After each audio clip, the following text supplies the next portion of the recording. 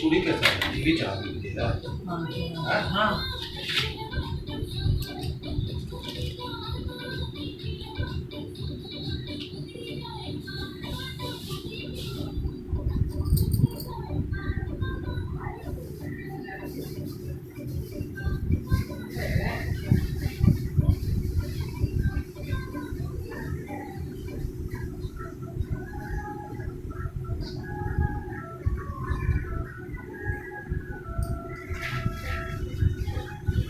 मैं अगरबत्ती निकालो।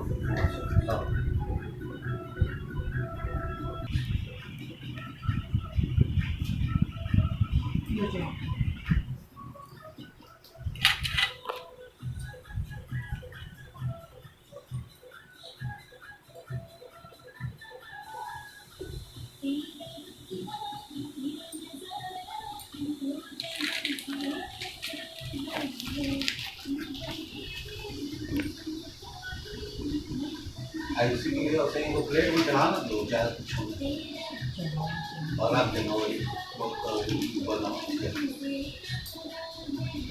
और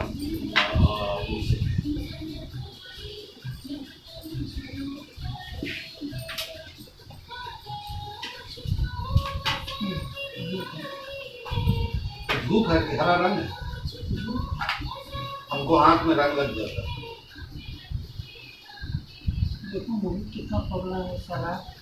देखो धूप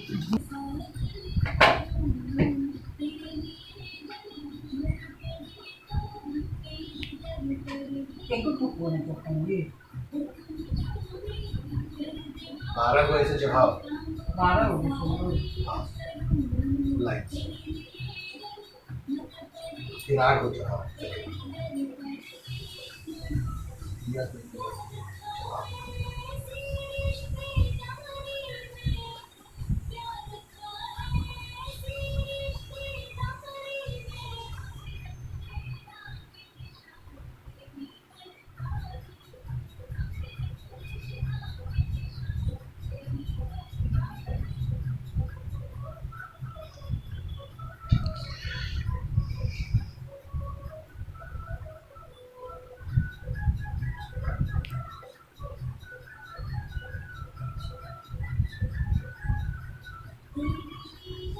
मेरा वाला तो नहीं बना उसमें ज़्यादा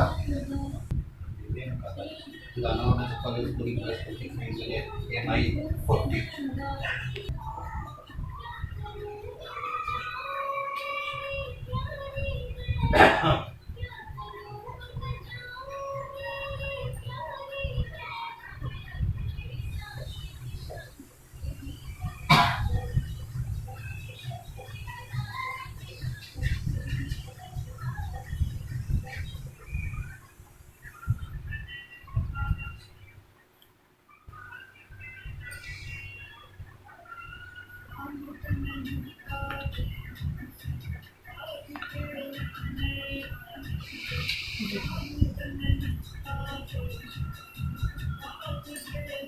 और कुछ हमारा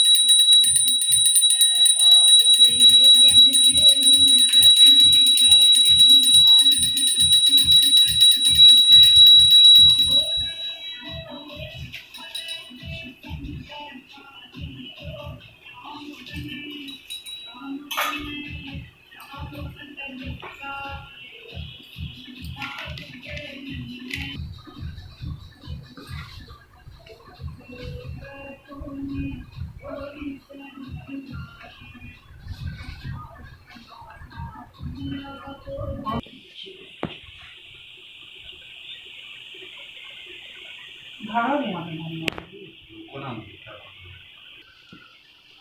एक थे राजा विक्रमादित्य, उनकी रानी का नाम दमयंती था।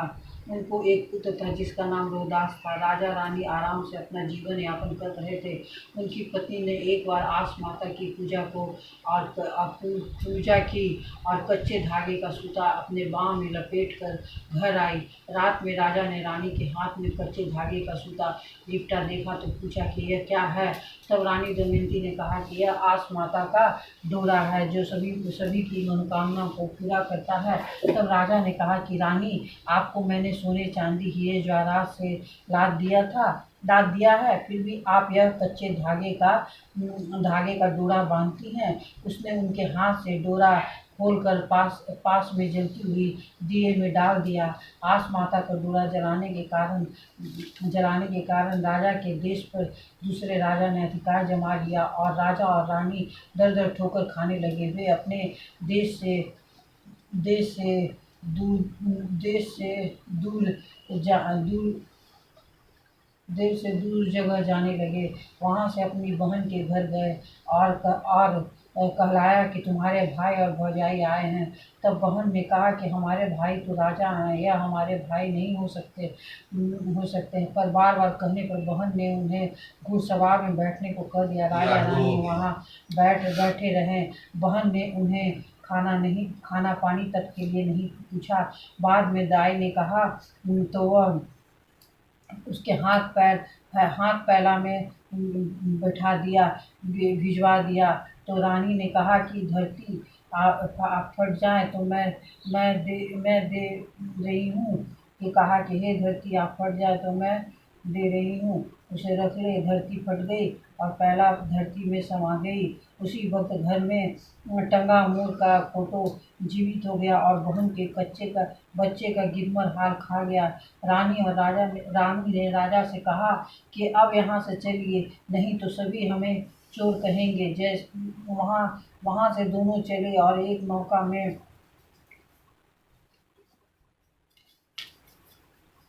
नौका से नदी पार करने लगे तो देखा कि एक चूहा पानी में डूब रहा है। तब रानी ने चूहे को चढ़ा लेने को कहा। रानी ने चूहे को नाई ने चढ़ा दिया और चूहे ने नौका को काट दिया और नाव पानी में डूब गई और राजा और रानी उनका पुत्र सभी वो बह गए। स्वदास का एक मछली ने निगल लिया और राजा रानी अलग अलग बह गए। जब दोनों को ये होश आया तो काम के लिए भटकने लगे। राजा ने एक तेलिया डिंगर के यहाँ नौकरी मांगने गए तो उसने कहा कि तुम्हारे हाथ पैर तो राजा ऐसे लगते हैं जैसे तुम्हें क्या काम होगा। तो राजा ने कहा, मालिक, हम बच्चे को खिला लेंगे और सूत काट लेंगे। इधर से रानी ने एक वेश्या के यहाँ पानी भरने आदि काम करने लगी, पर उन्होंने एक शर्त रखा कि पराये मर्द को तेल आदि नहीं लगाएंगे। एक दिन रानी पानी भरने के लिए नदी पर गई तो वहाँ उसने देखा कि सभी औरतें आस माता की पूजा कर रही हैं। वह रोने लगी तो सभी औरतें बोली कि हम लोग यह शुभ पूजा कर रहे हैं तो तुम क्यों रोती हो। तो रानी ने कहा कि हम भी आस माता की पूजा करते थे तो क्या हुआ। तो उसने सारी बात बताई। सभी औरतें बोली, तुम भी आस माता का पूजन करो। सभी ने उसे पकवान फूल दिए। उससे उसने आस माता की पूजा का डोरा बांधकर घर आई। तो वेश्या ने पूछा कि किसके भतार को फंसाई हो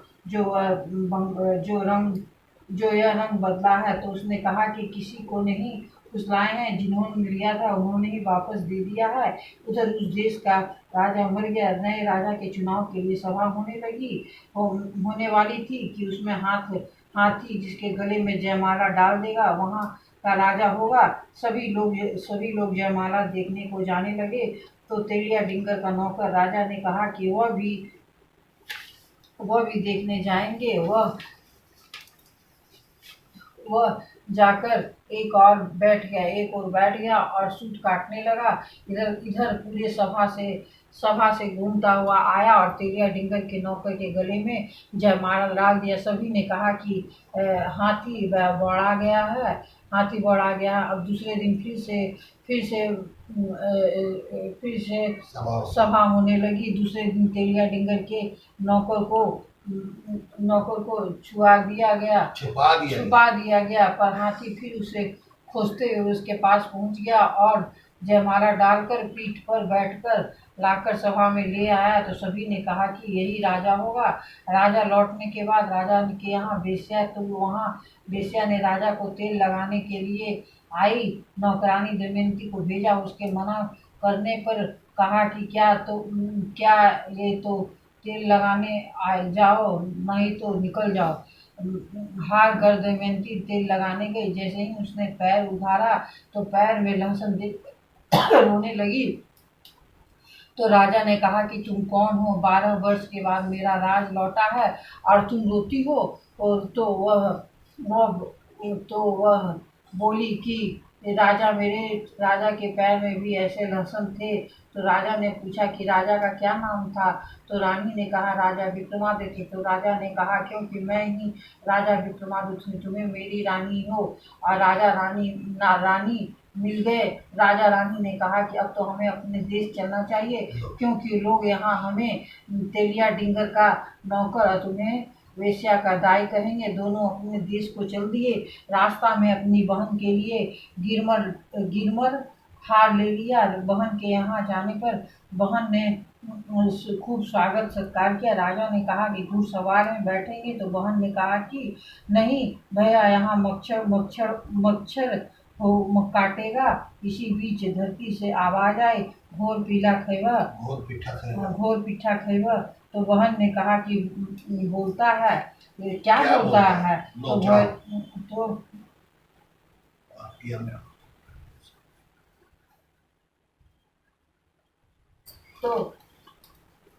तो पहला निकल गया। बहन ने देखा कि धरती फट गई और सहोदर भाई के साथ ऐसा किया और मुश्किल हो गई। तब रानी ने राजा से कहा कि आपके कानी उंगली में अमृत घड़िया बसता है और काट कर छिड़क दे। राजा ने वैसा ही किया और बहन उठ खड़ी। फिर वहां से दोनों अपने देश की ओर चल दिए। अपने देश आने पर सभी राजा के उपहार दे रहे थे। कोई दूध, कोई दही, तो कोई कुछ। और मछुआरी ने एक बहुत बड़ी मछली पकड़ी। वहां उसे राजा को देने चली गई। रानी ने पूजा पाठ कर ज्यों मछली काटने लगी तो उसमें से आवाज आई, माँ इसमें से सौदास हूँ। तब रानी ने एक ही बार में मछली काट दिया और उसमें से सौदास निकलकर माँ को गोद में बैठ गया। इधर मछुआरी को पता चला कि मछली में से बच्चा निकला है, तो उसे वह अपना बताने लगी। तब राजा ने दोनों के लिए चमड़ी की चोली बनवाया और जैसे ही रानी ने अपने वक्ष पर हाथ फेरा तो दूध के सातों धारा रौदास के मुंह में चला गया। और सभी ने कहा कि यह उसका ही बेटा है। इस प्रकार आस माता की कृपा से राजा रानी को अपना पुराना राजपाट मिल गया और सभी सुख प्राप्त हुआ। आस माता उसी तरह सभी की मनोकामना पूर्ण करे। आस माता की जय। आस माता की जय। एगो आस में आती, एगो प्यास में आती, एगो भूख में आती, एगो नींद में आती। सब बोले आपस में विचार कर रहे थे कि कौन बड़ा, हम में से कौन बड़ा।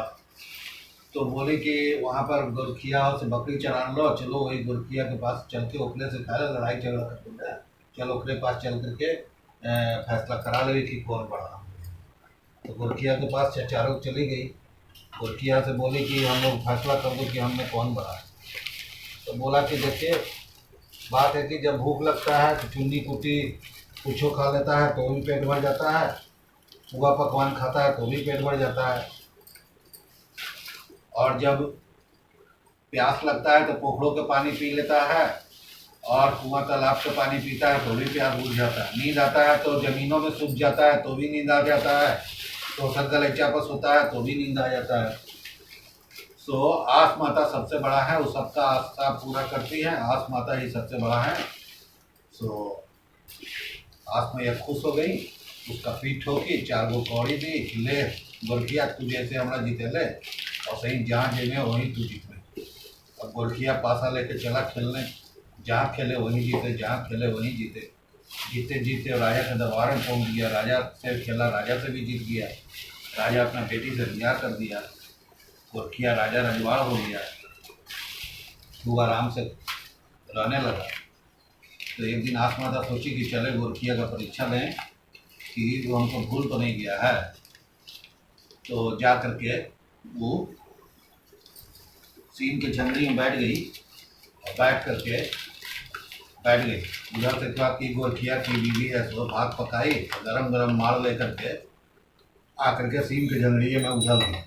आग में जल गई, और वहाँ से रोते चिल्लाते तड़पते गंगा के किनारे जा कर के लौटने लगी। बोली कि तो सब लोग जमा हो गया कि अरे क्या हुआ क्या हुआ। तो बोला तो आईने गोरखिया जिनने खेले पासा उनने हारे, जिनने खेले उनने हारे। बोला कि आज क्या हो गया कि हम जिनने खेल रहे हैं उन्हीं हार रहे हैं, लगता है जरूर कोई बात है। दौड़ते दौड़ते गंगा किनारे गया, देखा कि आँख में यह से लौट रही हैं गंगा किनारे पानी में। और तब बोली, जल्दी से उनको गोदी में उठाया, बोला कि मौसी कौन तो रहा ऐसे जार दिल को, तारे तो रही मोगी जार दिल को, हम सीम की झंगड़ी में बढ़ गई और परीक्षा लेवेला। और सीम के झंगड़ी में गरम में मार ला कर भात पर के फंसा के और गरम में मार डाल दिल को, हम चल गए। तो काकिया की गोदी उठाया, ला के पूरा गमछा से पूरा पेट घाव पीप सब पोछा ओछा पूरा ला करके घर में पूरा सेवा सुसा किया, खूब सेवा उवा किया। उसके बाद बोला कि मौसी कौन ची खैनी। तो बोली आसमाता कि हमरा गुड़ के पुआ खाए के मन है, तो गरम गरम गुड़ के पुआ बना। तो वो एकदम गोरखिया बीवी को डांटे कस के, कहा कि जाओ गुड़ का पुआ बनाओ एकदम घी में बढ़िया से, और बना के लाओ और आसमाता को खिलाओ, समझी। तो गया पूरा पुआ बनवा के गर्मे गर्मे देते गया, आसमा या खाते गई, खूब भरपेट पुआ खा ली। खा करके बोली कि अब हम चले ही हो। तो बोला कि ना मौसी कहाँ जाए, अभी तोरा तबीयत ना ठीक हो, आराम से सो गया बिछौना पर।